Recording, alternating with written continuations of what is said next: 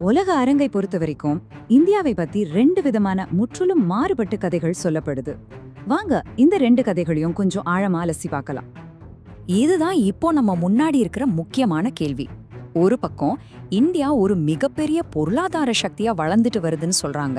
ஆனா இன்னொரு பக்கம் பல உலக குறியீடுகள்ல இந்தியா பின்தங்கிட்டு வருதுன்னு டேட்டா காட்டுது. சரி, இந்த ரெண்டு பார்வைகளையும் ஒன்னொன்னா விரிவாக பார்ப்போம். சரி, முதல்ல அரசாங்கத்தோட பார்வையை எடுத்துக்குவோம். உலக பொருளாதாரம் நிறைய சவால்களை சந்திச்சுட்டு இருந்தாலும் இந்தியாவோட பொருளாதாரம் ரொம்ப வலுவா எதையும் தாங்குற சக்தியோட இருக்குன்னு அரசாங்கம் நம்புது.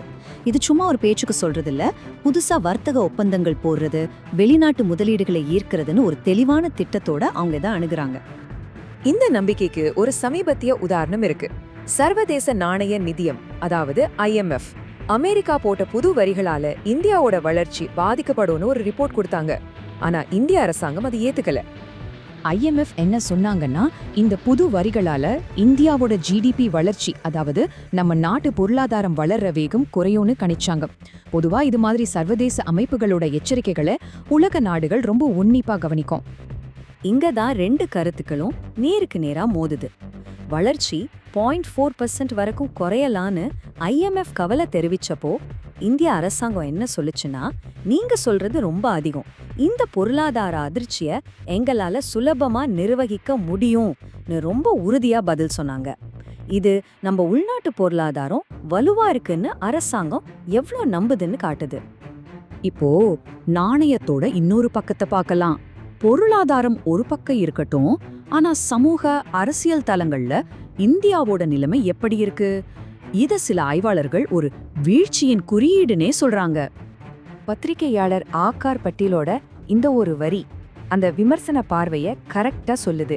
அதாவது 2014க்கு அப்புறம் பொருளாதாரம் மட்டும் இல்ல, மத்த பல முக்கியமான உலக அளவீடுகள்லயும் இந்தியாவோட ரேங்க் குறைஞ்சிக்கிட்டே வந்திருக்குன்னு அவரோட பகுப்பாய்வு சொல்லுது. சரி, வெறும் குற்றச்சாட்டா இல்லாம இதுக்கு என்ன தரவுகள் இருக்குன்னு ஒன்னொன்னா பார்க்கலாம். இத ஒரு மாதிரி இந்தியாவோட குளோபல் ரிப்போர்ட் கார்டுன்னே சொல்லலாம். முதல்ல நம்ம பார்க்க போறது ரொம்ப அடிப்படையான ஒரு விஷயம், உலகளாவிய பட்டினி குறியீடு. இது ஒரு நாட்டுல மக்களுக்கு போதுமான சத்தான உணவு கிடைக்குதா இல்லையான்னு அளவிடுற ஒரு முக்கியமான இண்டெக்ஸ். இந்த நம்பர்ஸை பாருங்க. 2014ல 55வது இடத்துல இருந்த இந்தியா இப்போ 102வது இடத்துக்கு போயிருக்கு. இது ரொம்ப பெரிய சரிவு இல்லையா? உணவு பாதுகாப்புலயும் ஊட்டச்சத்து குறைபாட்டிலையும் நம்ம நாடு எவ்வளோ பெரிய சவால்களை சந்திக்குதுன்னு இது காட்டுது. அடுத்தது மக்களோட சுதந்திரம், அவங்களோட உரிமைகள் பத்தி பார்க்கலாம். ஒரு நாட்டோட ஜனநாயகம் எந்த அளவுக்கு ஆரோக்கியமா இருக்குன்னு தெரிஞ்சுக்க இது ரொம்ப முக்கியமான ஒரு அளவீடு. சிவிக்கஸ் மானிட்டர்னு ஒரு சர்வதேச அமைப்பு இருக்கு. அவங்களோட மதிப்பீட்டின்படி இந்தியாவோட நிலை தடை செய்யப்பட்டதுங்கிற இடத்திலிருந்து அடக்கி ஒடுக்கப்பட்டதுங்கிற ஒரு மோசமான நிலைக்கு இறங்கியிருக்கு. அப்படின்னா என்ன அர்த்தம்? மக்கள் சுதந்திரமா ஒண்ணு சேர்றதுக்கும் கருத்து சொல்றதுக்கோ கடுமையான தடைகள் இருக்குன்னு அர்த்தம்.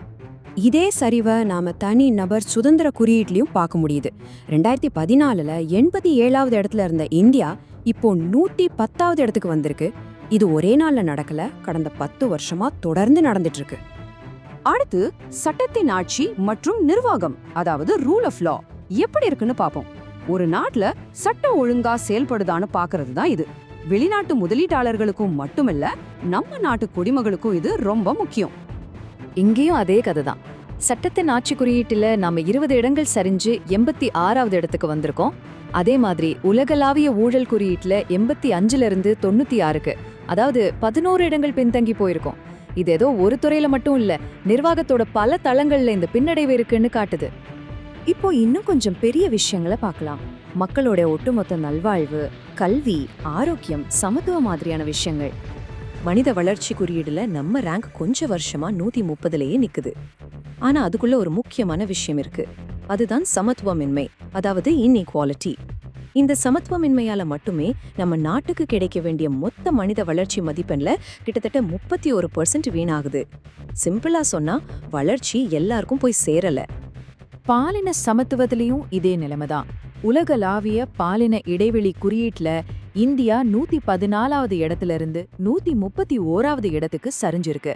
இதுக்கு ஒரு முக்கிய காரணம், பார்லிமெண்ட்லயும் மந்திரி பதவிகள்லயும் பெண்களோட பிரதிநிதித்துவம் குறைஞ்சதுன்னு சொல்றாங்க.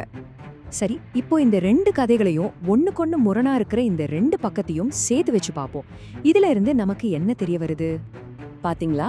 இதுதான் அந்த 2 சித்திரங்கள். ஒரு பக்கம் எந்த பொருளாதார அதிர்ச்சியும் சமாளிக்க முடியும்னு சொல்ற ஒரு நம்பிக்கையான அரசாங்கம், இன்னொரு பக்கம் சுதந்திரம், சமத்துவம், மனித வளர்ச்சின்னு பல முக்கியமான குறியீடுகள்ல சரிவை காட்டுற டேட்டா. இது ரெண்டும் ஒரே நேரத்துல எப்படி உண்மையா இருக்க முடியும்? இதுதான் நம்ம எல்லாரும் யோசிக்க வேண்டிய கடைசி கேள்வி. ஒரு நாடு ஒரே சமயத்துல ஒரு வலுவான பொருளாதார சக்தியாவும் அதே நேரம் தன்னோட மக்களோட அடிப்படை சுதந்திரங்கள்ல சரிவை சந்திக்கிற நாடாவும் எப்படி இருக்க முடியும்? ஒரு நாட்டோட வெற்றிங்கிறது வெறும் பொருளாதார வளர்ச்சியில மட்டும்தான் இருக்கா, இல்ல மக்களோட சுதந்திரம் அவங்களோட நல்வாழ்வுலையும் இருக்கா? இந்த கேள்விதான் இந்தியாவின் எதிர்காலத்தை பத்தின ஒரு பெரிய விவாதத்தை உண்டாக்குது.